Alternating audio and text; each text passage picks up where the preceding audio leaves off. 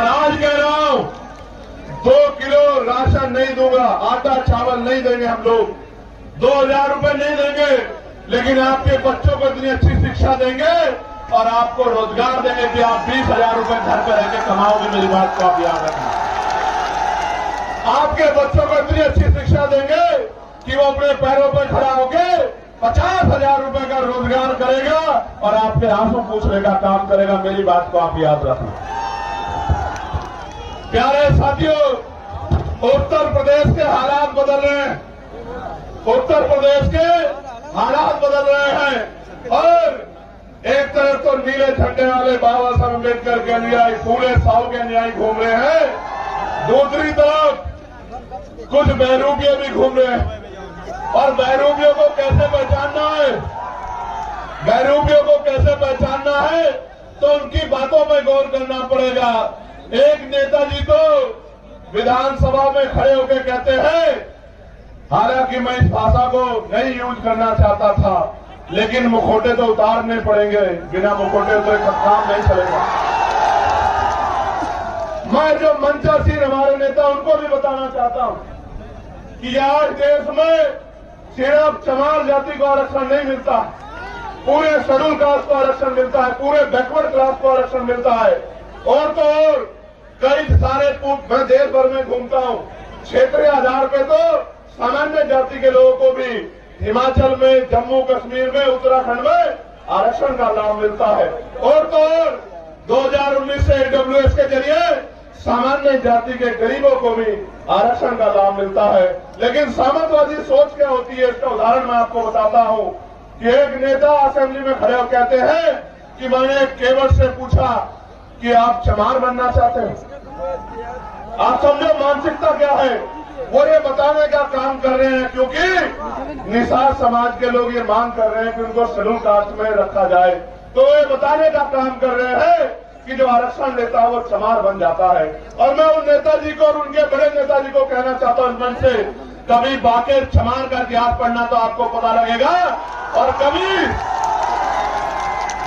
सिर्फ बाकेर चमार का इतिहास मत पढ़ना, कभी चमार रेजिमेंट का इतिहास पढ़ना तो आपको पता लगेगा कि हमारे शौर्य का, कि बहुजन समाज में शौर्य कितना।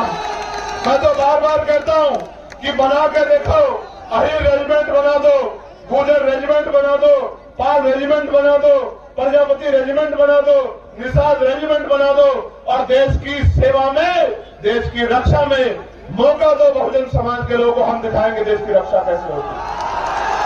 बनाओ मौर्य रेजिमेंट, बनाओ साक्य रेजिमेंट, बनाओ कुर्मी रेजिमेंट, अगर आप में हिम्मत है बनाओ पटेल रेजिमेंट, और 2 मौका हम बताएंगे हमारे अंदर कितनी क्षमता। इतिहास गवाह है कि हमने अंग्रेज हो या कोई और शासक हो, किसी के आगे घुटने नहीं टेके, इतिहास बात का गवाह। प्यारे साथियों, आगे बढ़ेगी बात। अब 15 मार्च को मैं निमंत्रण भी देता हूं, और क्योंकि मीडिया पता नहीं क्या प्रचार करेगी, तो आपको बताना भी चाहता हूं कि 15 मार्च को बाराबंकी